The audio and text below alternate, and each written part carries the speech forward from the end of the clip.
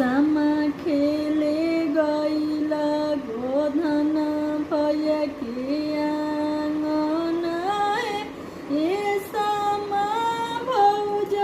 देली लुलु छोरा ननद आंगन ए सामा भौज देली लुलु छोरा ननद आंगन का तू भौज हो देलु लुलुआइनु भौज जबले रहिए मैया बाप के राज तले रे